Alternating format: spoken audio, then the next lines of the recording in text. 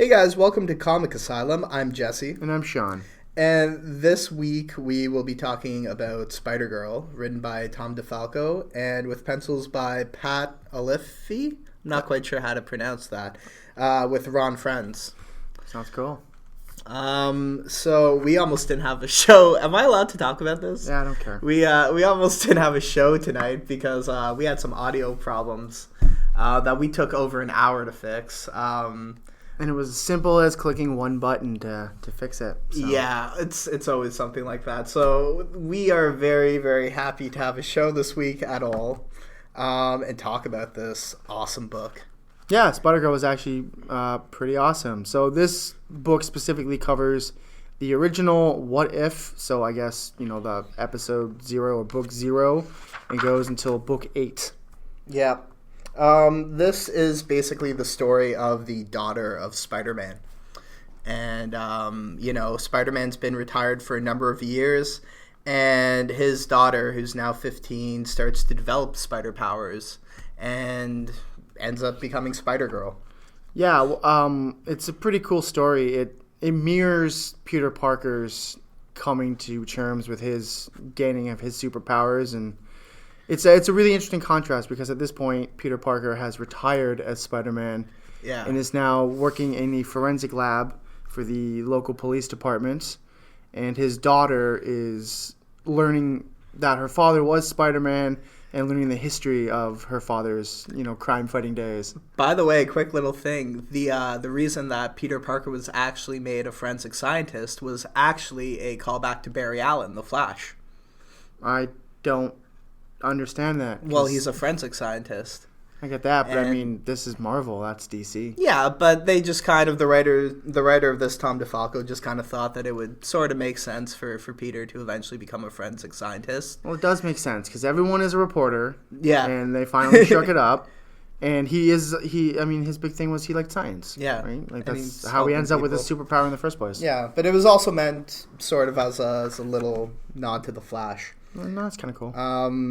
Yeah, Tom DeFalco, just talking a little bit about the history of this book. Tom DeFalco's a writer that has been involved with Spider-Man since the 80s. He was originally editor on Roger Stern's run and then ended up writing the book afterwards and wrote the book a couple different times during the 90s, most notably around and just after the Clone Saga. And basically, he ended up doing an arc called Gathering of Five, where he was going to bring back the baby from the Clone Saga because Mary Jane was pregnant. And instead, Marvel ended up bringing back Aunt May, who had died by that point. And so this story is kind of started as a what-if issue, where basically what would have happened if the baby had ended up coming back instead.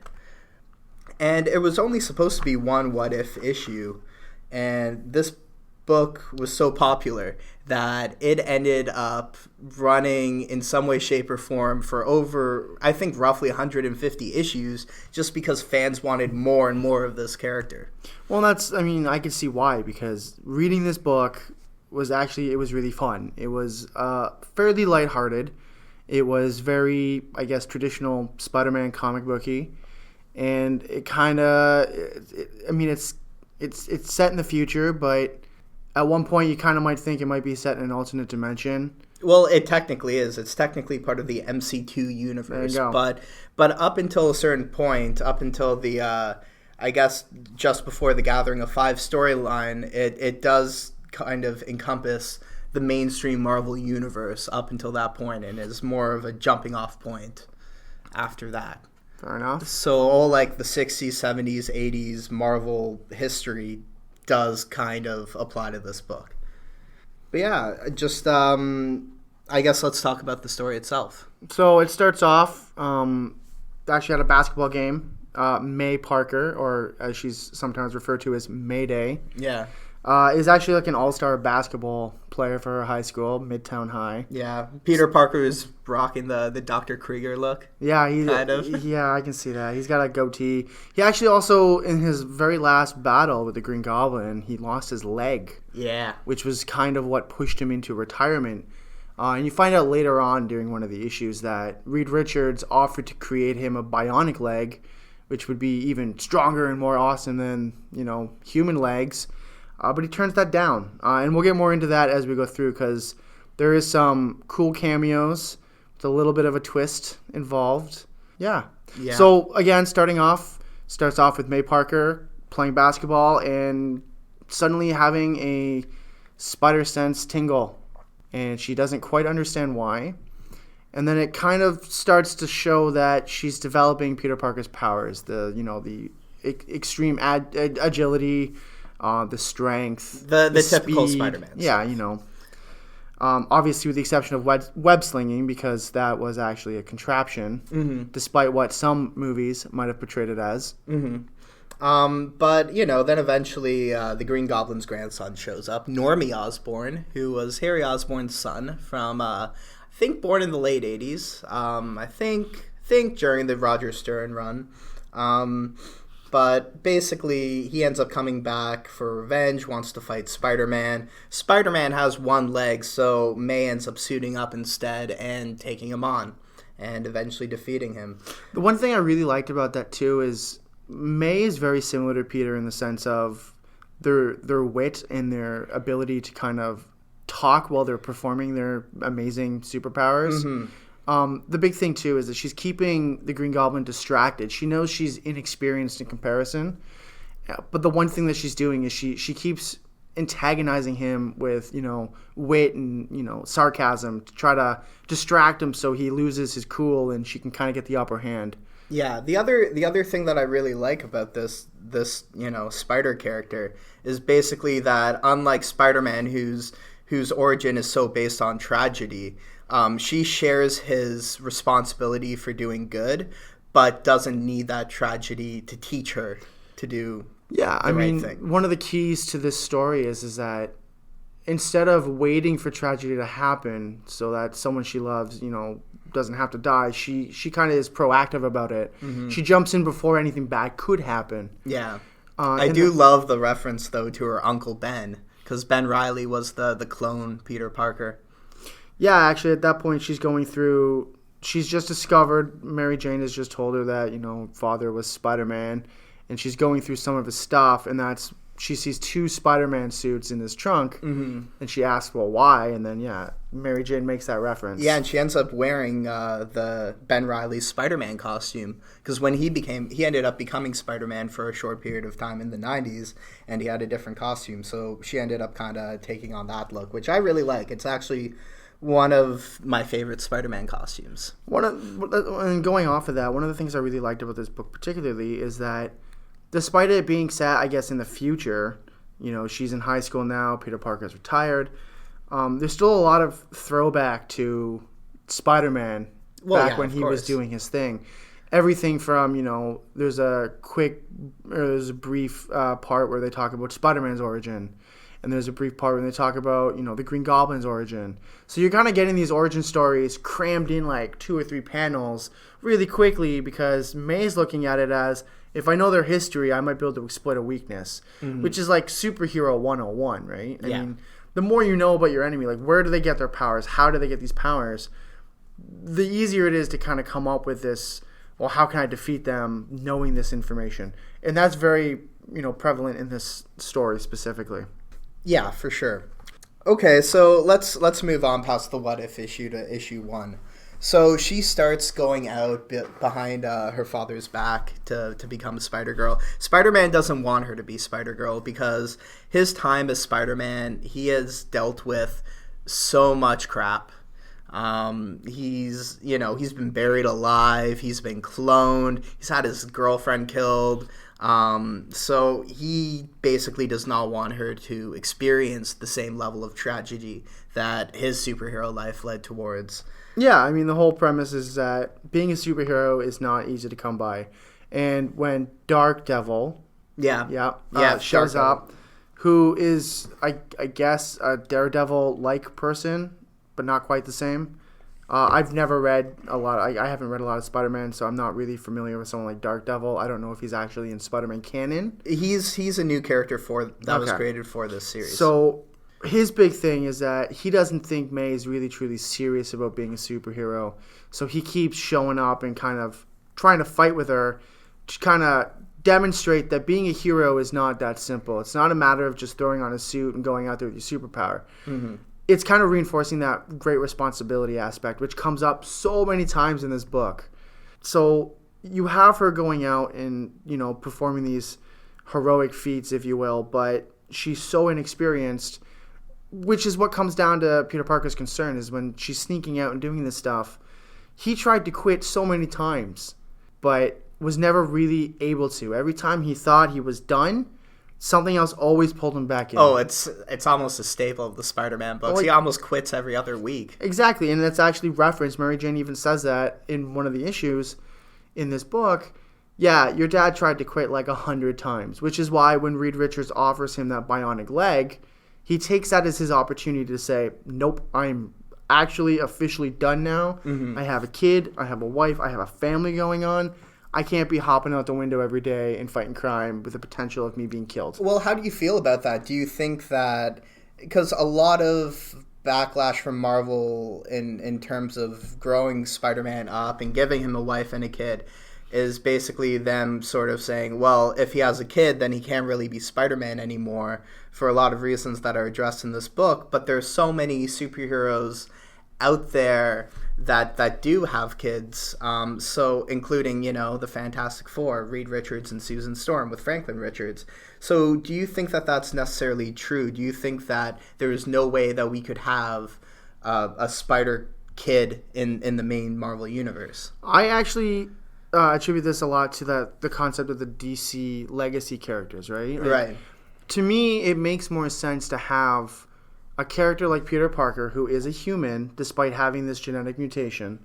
It makes sense that he would still age, he would still grow up, and yes, he is someone who falls in love, ends up getting married, ends up with a kid. So to me, it makes sense that at some point he would say, okay, enough is enough. I need to stop this. I need to, as he puts it in the book, I need to grow up. Mm-hmm.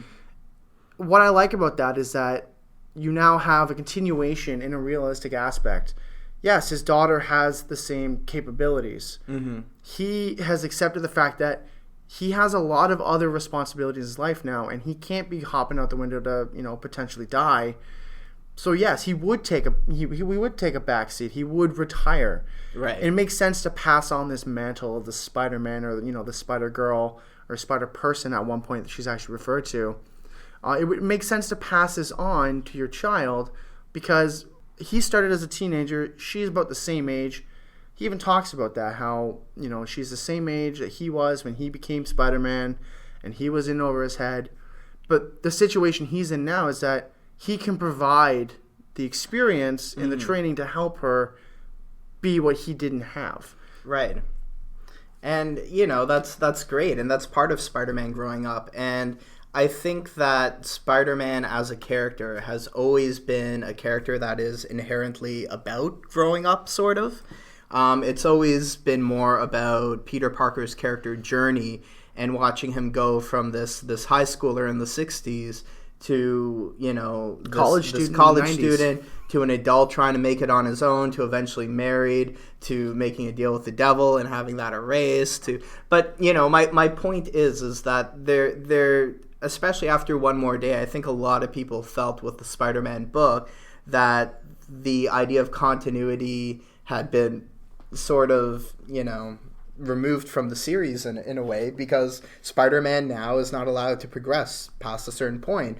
And I think that that's what makes a book like this so great, because it really gets back to that core idea of the character and him progressing like any normal human would. Yeah, absolutely. And that's something I really like about this concept. I mean, you don't have very many characters who are like godlike. They're not like Superman has a kid. It's a little weird to have a legacy character with Superman only because Superman doesn't age, right? Like he does in some continuities. Like I think he's older in Batman Beyond and stuff. Okay, like that. So it's not that he doesn't age. He ages significantly slower than everyone else because his cells really regenerate so much. Yeah, that's the basic concept though. But with someone like Spider-Man, who is just a human, to have someone to pass that torch down to makes sense because Spider-Man in the 60s was in high school, and then you're getting him in like college in the 80s. And then you keep going back and forth between this. It doesn't make sense continuity-wise, where he's a high schooler at one point, college student another point, and then he's back to being in high school again. Well, they haven't quite done that, but yeah, I get what you mean. Well, that's the point. Like we do have him in his mid-20s now, and I'm pretty sure Marvel's going to keep him there. But like that's about the extent. After 40 years of that, though, he's like, come on. Yeah, he's got to age at some point. And this makes sense to do. It makes sense that he would have a kid. Mm-hmm. It makes sense that his kid would inherit those abilities. It is essentially a mutation. Yeah. Right? I mean, there's not a whole lot of difference between him and someone on the X-Men. They're both mutants. It's just their mutant gene is different. Yeah. His was developed through being bit by a spider. They were born that way. Mm-hmm. But they're still both mutants at the end of the day. So it makes sense that would pass down. And it makes sense that he would go out and he could train her with all the experience that he has gained to make her a better fighter than he ever was. Mm-hmm. But I like that he doesn't just instantly rationalize it like that. No, like he absolutely. does have that, like, do you know how much shit I've been through as Spider-Man? Like, he lost his leg. Yeah. Well, that's just the tip of the iceberg. Yeah. Even. But I really liked how he was characterized in this. I really liked their relationship. It does make sense for him to come around at the end, as he does, but it makes a lot of sense for his initial reaction to be no, I got beaten half to death for years and years and years every night. Yeah. And the thing too is that I don't know if this is necessarily something they tried to do in the book or if it's just that society does this, but there's a lot of belief that women are weaker than men. Right. So for Peter to have his daughter be out fighting crime, fighting the same kind of superpowered evil people that he fought, there's also that like more protective kind of stance that he might take as a father because it's his daughter. Yeah. Whereas when you see her in action, she's way more badass than Spider-Man ever was. Mm-hmm. And she doesn't even have a lot of that training yet. Like she's very inexperienced. She can hold her ground. Yeah.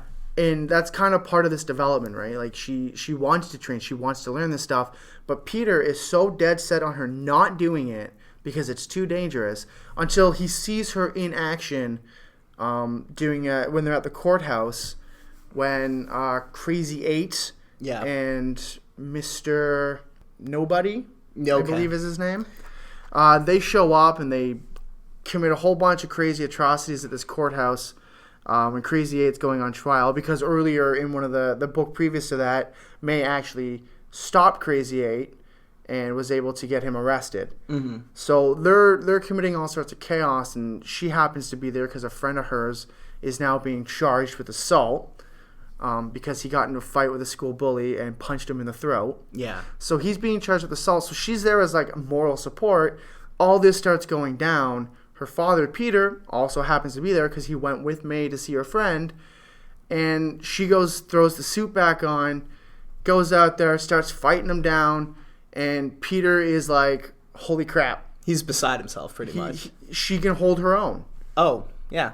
And he actually at one point jumps in with his cane and smacks Mr. Nobody in the back after he insults May for basically allowing him to pop up behind her and capture her. He then makes a joke like, oh, wow, you think she's inexperienced. Well, how's this for you? You did the exact same thing. And clubs him in the back. He falls over and May breaks free and then, beats him up. Like, it's a really good story. Like, that's the other thing. It's really lighthearted. You don't have these intense, crazy, super clone plots with, total world annihilation. It's just like, bad guy shows up, Spider-Girl goes out, kind of fights him at first and realizes maybe I'm in over my head, runs away, ends up coming back and pulling the crap out of him. Well, I think that's a key difference between May and Peter as core characters as well. I've always kind of seen Peter Parker as a very emotional character. He responds very emotionally to things. He's very hot-tempered when the occasion arises. He's arrogant. Yeah, well, that as well. I think that Spider-Man gets driven by his emotions a lot, and also, like if he misses something as Peter because of Spider-Man, it hits him really hard. Like, and that's where a lot of the drama in the Spider-Man book comes with. I think that's May Parker as a character is a lot better at rolling with those emotional punches and doing what needs to be done, and not necessarily getting emotionally invested in the same way that Spider-Man might in a certain situation. Yeah, I absolutely agree with that. She's way more grounded, and she's way more rational. And that's also part of why she doesn't quite need the same tragedy in her backstory. Well, I also would say that the reason Peter is that way is because of that tragedy, right? Oh, for sure. As she even states, she wants to be proactive about this. She wants to make sure that, when the Green Goblin does show up, her father isn't getting killed and they were completely useless to stop him. She's looking at it as, I'm going to go stop the Green Goblin now so that no one has to die and I can avoid the tragedy altogether and just save people's lives. She really takes on that, great responsibility aspect that Peter Parker is kind of constantly, drowning his sorrows in. Yeah. With great responsibility, or with great power comes great responsibility.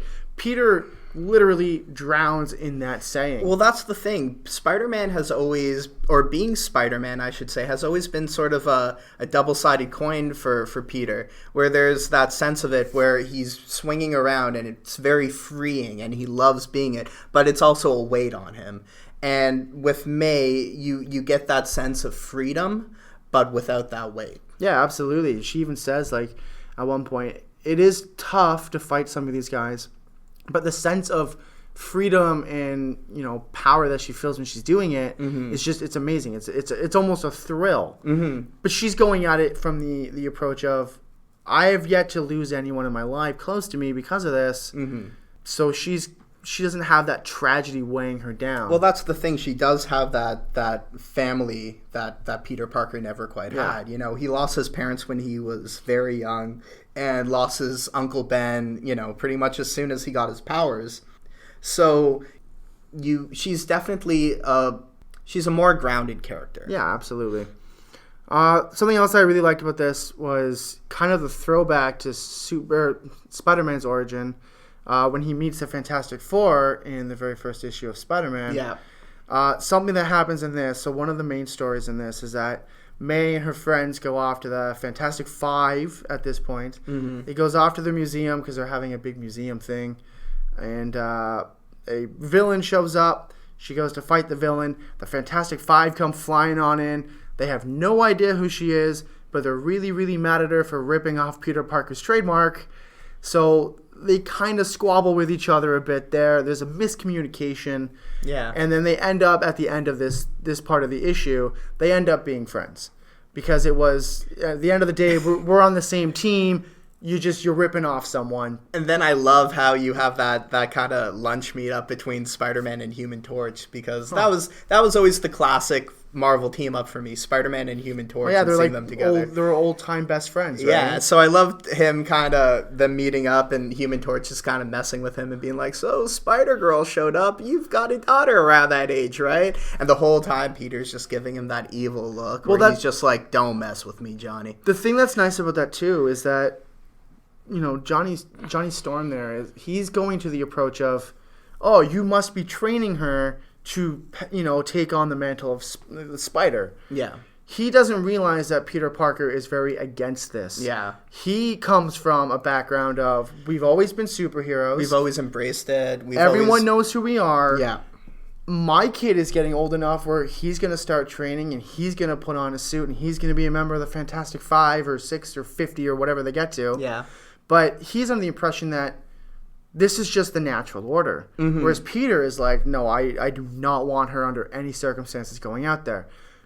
But again, I think the difference is when Johnny Storm talks about that, he talks about his son, not his daughter. He talks about his son picking up a suit and becoming a crime fighter. That's true. Did it establish that Johnny Storm had a daughter as well? It didn't say he had a daughter, but he's talking about his son becoming a superhero, whereas Peter Parker does not want his daughter. So that's kind of an interesting concept again, where it's kind of played on in this comic. I mean, you even see at one point May has a girl power t-shirt on. It's a very powerful statement that a woman is just as capable as a man, but she has to overcome some of these societal barriers that exist. to prove that, yes, she can be a spider person Yeah. just as well as anyone else. And I think that's true. I think that if the tables were flipped and Peter had a son instead, I do think that he would be hesitant about him going out, but I do think that there would have been less backlash. 100%. For sure. There would have been more understanding. He would have accepted it sooner than he did with May. Mm-hmm. I think that's definitely true. And but she does find encouragement from Phil Urich, who is the nephew of reporter Ben Urich, who some of you may recognize from the Daredevil TV show. But basically, Phil Urich was the Green Goblin of the Clone Saga era, and the, I believe, only heroic Green Goblin. Yes, the good Goblin. Yeah, he had a Green Goblin miniseries that I believe ran for 13 issues, where he was basically this kid that found one of Norman Osborn's old hideouts and stole a bunch of his stuff and went to fight crime with it. And then later on in main continuity, he ended up going evil and becoming the Hobgoblin. But that was much after this book came out. But they brought him back as a supporting character, as Peter's lab partner, which I kind of liked. And he actually, at one point, him and Peter have a talk. He obviously knows Peter was Spider-Man. Yeah. They actually have a kind of vague discussion about whether or not May should be doing this, because at one of the crime scenes they go to, he finds webbing. Mm-hmm. And he's like, oh, well, I know it's not Peter, so it has to be May. And just prior to that, she'd actually come in and was asking all sorts of questions about Spider-Man, because she just found out her father was Spider-Man. So he kind of puts two and two together. They have this conversation. Peter is under the impression that Phil is absolutely under no circumstances going to help her. Yeah. They both agreed she's not to be, a spider person. Phil walks away from this thinking, oh, your dad gave me permission to train you. Yeah. So he's like, don't worry, say no more.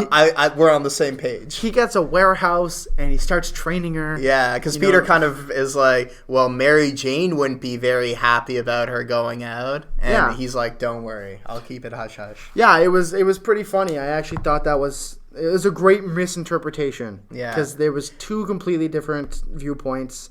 And yes, she ends up getting trained by him. Mary Jane actually ended up coming around to the idea of her being Spider-Girl a little bit quicker. Yeah, she does. And that's something else I think is pretty important to point out. Mary Jane looks at it as, okay, Peter, you also didn't have to be Spider-Man. Mm-hmm. You chose to be Spider-Man, and that was your decision to make. Mm-hmm. Our daughter is capable of making the same decisions. And if this is part of who she is, she's going to do it whether you say yes or no anyway. It's also really interesting because Mary Jane has been on the side of waiting up all night, waiting for Peter to come home, not knowing what's happened to him. This is the first time that Peter's really kind of been on that side of the fence, where he's now the one sitting at home kind of wondering what's happening with May. Absolutely. So, I mean, I think that Mary Jane, is kind of more understanding from that side of things. Yeah, and she also recognizes, again, that her daughter is capable of doing this. Yeah. It's not that she can't. She can do this. She has the strength, or the proportional strength and agility of a spider. Mm-hmm. She has all the same traits that Peter Parker had. Yeah. There's no difference. And if she's going to do it, she's going to do it. You can't stop her. And actually, when she's being trained by Phil even says, you're not going out and fighting crime yet, not until you're 18. Because at 18, she could legally do whatever she wanted, and her parents couldn't stop her. Mm-hmm. So I thought that was a pretty interesting concept that Mary Jane, came around to the notion of her being Spider-Girl, while Peter was still very dead set on her never becoming Spider-Girl. At one point, they actually, after the Green Goblin fight in the first official issue, they actually burn all of the costumes and the web slingers and stuff, and May actually is able to steal a couple of the things, but she ends up having to make her own costume. Yeah. Because for a while, she doesn't have one. And then she keeps running into these other heroes and stuff, and they think she's a villain because she's running around in a ski mask and a jogging suit. Can I just say that as far as the other hero designs go, like the new Avengers and the Fantastic Five and everything, and even some of the villains, their designs are so 90s. Oh well, I mean, so I mean, it's from the 90s, so that... yeah. But, like, those Avenger costumes where Peter goes to get the new Avengers to help him, it's so 90s. Yeah, so actually at one point, Oh, after look at that. Peter Parker is trying to solicit help to stop Green Goblin, he goes to the Fantastic Five. They're actually, unfortunately, out of town. They're actually in the negative this dude's zone. got a ponytail. Or was he? Anyways, yeah. So they're actually in the negative zone, so they're unable to help him. So he decides, after some wandering around trying to figure out what to do, he decides he's going to go to the Avengers. So he shows up, he walks into a room with them, they're like, how can we help you? And he does not recognize any of them, and they're all really young. They're all like in their early 20s. They're all kids, and he basically says, you know what, this was a mistake, and he leaves. Yeah. Because he's looking at it from, well, I don't want my kid fighting crime. I'm not going to go solicit help from a bunch of kids to fight crime. Well, especially since the Green Goblin vendetta is so personal to him that, it's a difference between asking someone you don't know for help with something like that and asking someone like, the old Avengers like Tony Stark or Captain America, people that he would have worked with before. Or the Fantastic Four. Yeah.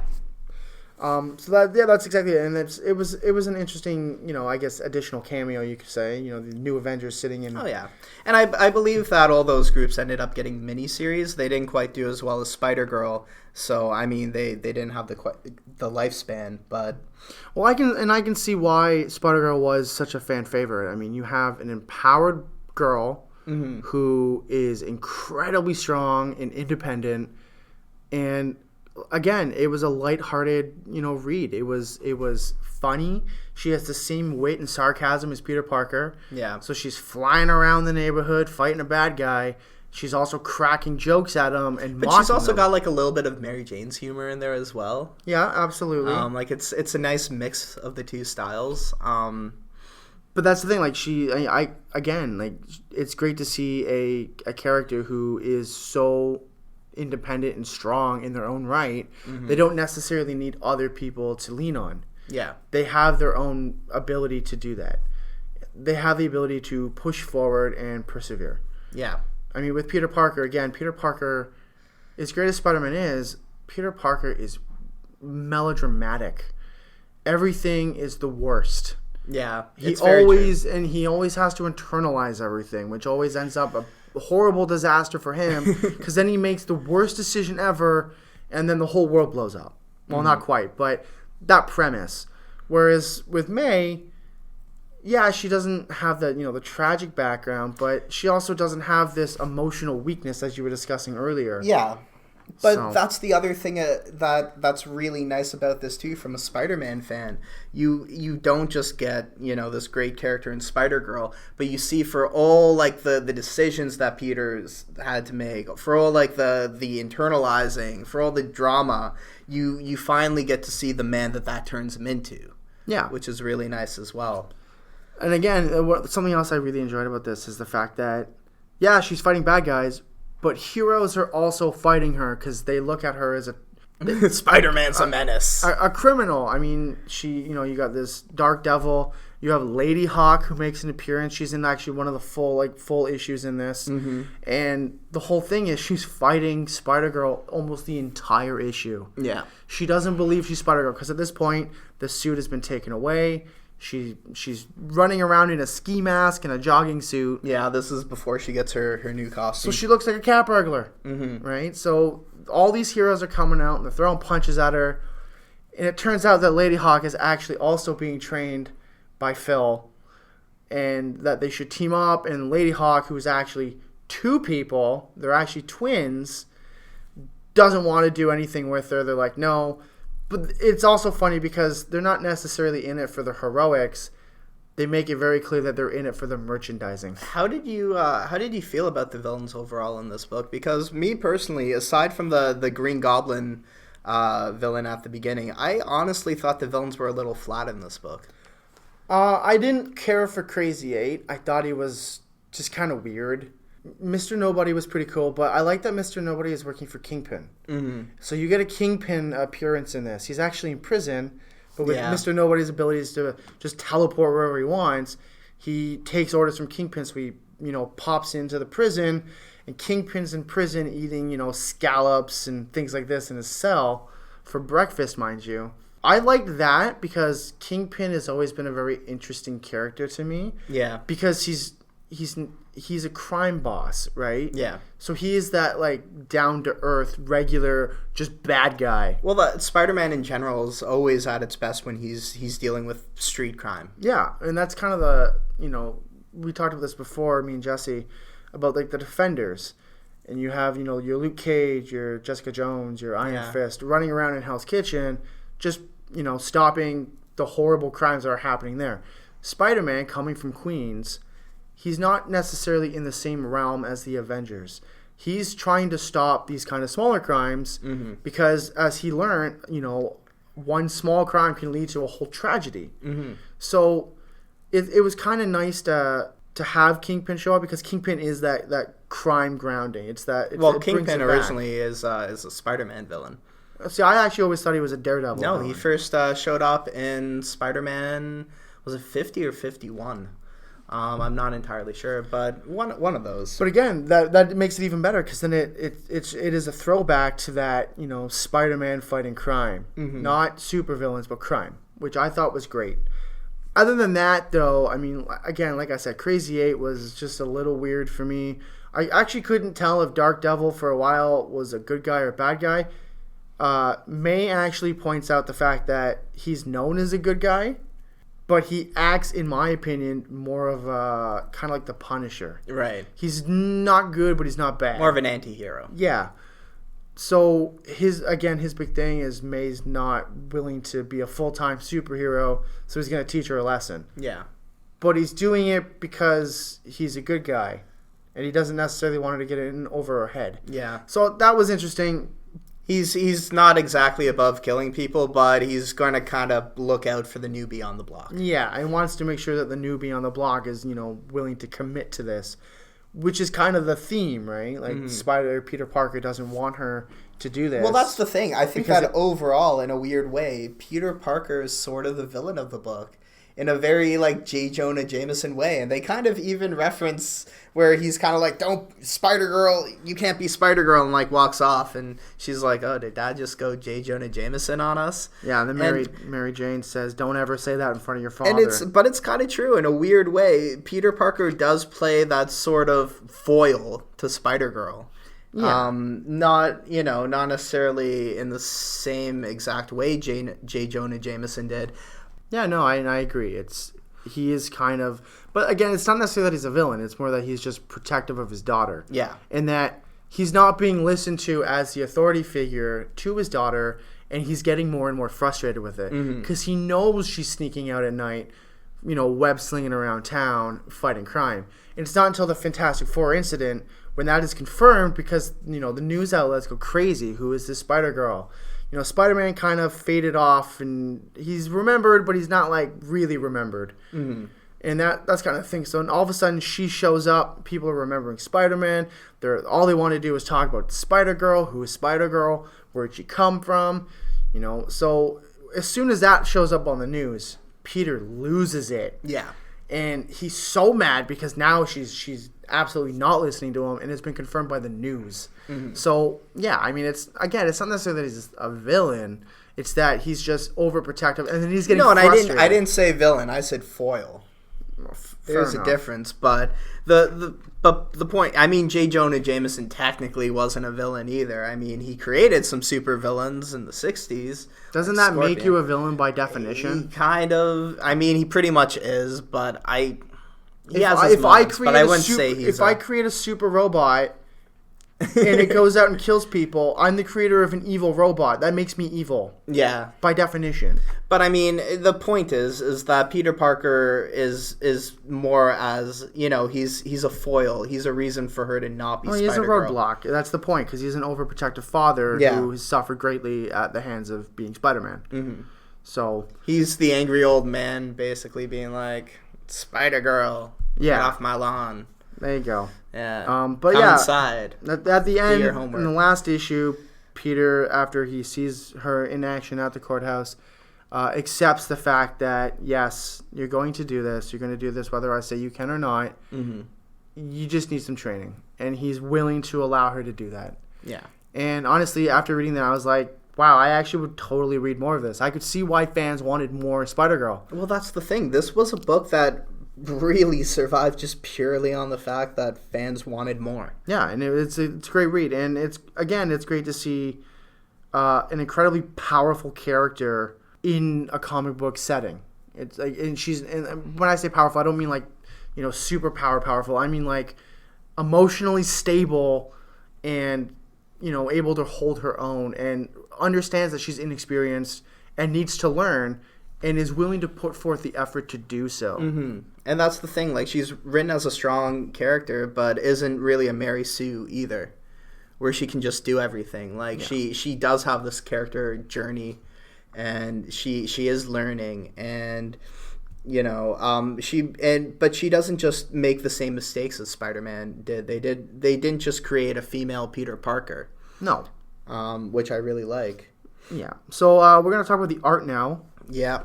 So this story screams tragically 90s. Oh yeah. I mean, it starts off again with a basketball game, and May Parker has a 90s style headband on, and she's got the overalls on with like the one, like the bathing suit underneath. Like it's so tragically 90s, but the art itself is actually pretty well done.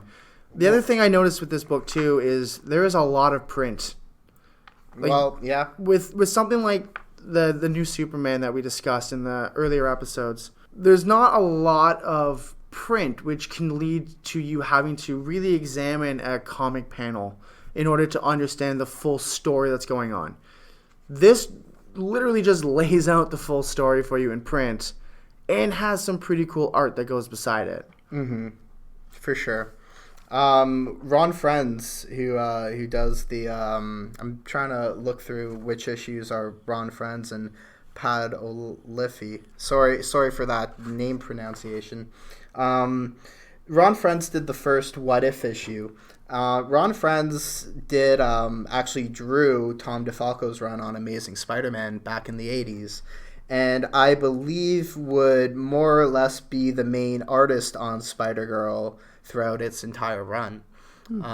So I mean, he's certainly no stranger to the Spider-Man family. I think he was one of the first ones. He drew the book around the alien costume symbiote period.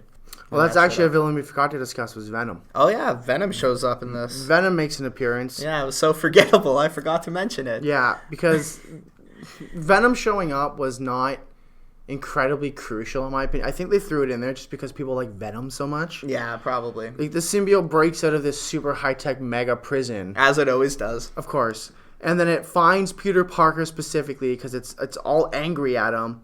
It takes over on Peter Parker, and then May is forced to fight Venom, who's actually her father.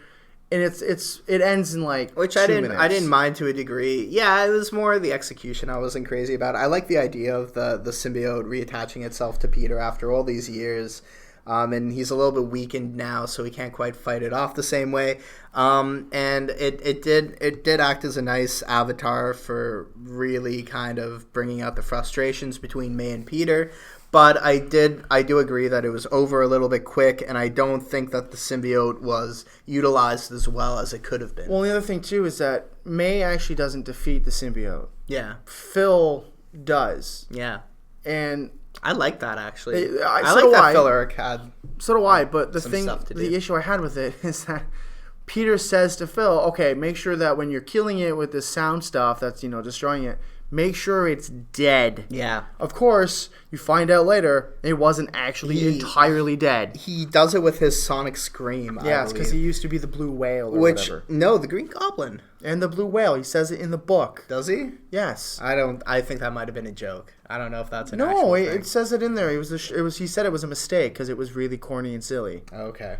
But so he used sound vibration to fight. I think that is actually a power of his. I don't think that is tech-based. I think that is his one power, because he does use it later on when he becomes the Hobgoblin in main continuity. He does use it at one point.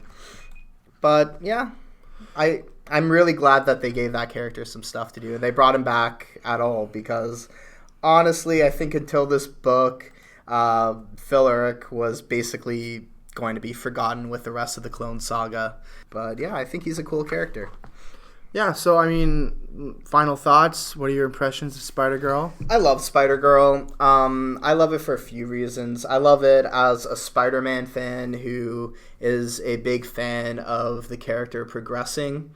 To me, that's what Spider-Man is all about. And this book, if Spider-Man were to ever actually, get older or progress or end even, I think that this book is the perfect way to do it. This book is everything that is great about Spider-Man with a new twist on it. It gives us a great character in May Parker. It gives us a lot of other great supporting characters. I think that the villains need a little bit of work, but I do think that in some later issues they do kind of do some more interesting stuff with that. Overall, I think I would give it an 8 out of 10. Fair. I really enjoyed it as someone who has read Spider-Man before, but not like super in depth. Yeah. I really liked what they did with this character specifically, is that it's a similar kind of Peter Parker Spider-Man story, but she stands out as a very unique character in her own right. I love that she's not ruled by emotion like her father. I love that she understands she's inexperienced, but she's so willing to just push forward and improve herself. I love that. I think that having a strong character like that is very important. Mm-hmm. And one of the other things I really enjoyed about this is all the stuff that happens in the school. There's so much in the school events that are happening. There's, the bully Moose and her friend. I can't remember his name at the moment. Regardless, she Brad. No. Oh, the other. Yeah, I know who you mean. Her nerdy friend. They're constantly fighting. There's all sorts of school drama that happens. So she has to balance this school drama. She has to balance, fighting crime and trying to get her father to accept who she is. Yeah, I also did really like how, because I mean, in the Spider-Man comics, obviously, Mary Jane was always supposed to be this like super hot, super popular girl, and Peter Parker was sort of always the school nerd. And then in the college issues, when obviously everyone kind of hangs out together a little bit more because that stuff doesn't matter as much in college. But I did kind of like how May was sort of the best of both of those worlds. She's the exact opposite of Peter Parker. She hung out with like all the popular kids, but also hung out with all the nerds because she had an appreciation for that kind of stuff, being raised by a nerd. She's a straight A student and an all-star athlete. Yeah. She's everything Peter Parker... Well, Peter Parker obviously was a straight A student, but he was not an athlete. No. Whereas Mary Jane was definitely probably more athletic, very popular, but probably not necessarily a straight A student. She gets her social skills from her mom. Yeah. I like that. So I would definitely give this an 8.5 out of 10. Okay. The only reason I give it an 8.5 is because, again, characters like Venom, I could have done without Venom. I felt he was completely unnecessary. I understand what they were going for with having him in it. That, like you said, back and forth between her and her father. Yeah, I think it should have been a two-parter, and there should have been another issue involved in that storyline. I don't disagree with that. I also am not crazy about Crazy 8. He's kind of weird. Yeah, I think in general the villains are sort of where this falls flat a bit, and that's a shame because Spider-Man is so well known for his amazing villains. Yeah. So that's it for this episode. Yeah. Join us next week when we do The Cape. I'm not sure what that is. You'll enjoy it. Okay, I hope. cool. Maybe not. Well, Tune in to find out if we enjoyed it or not. Take care.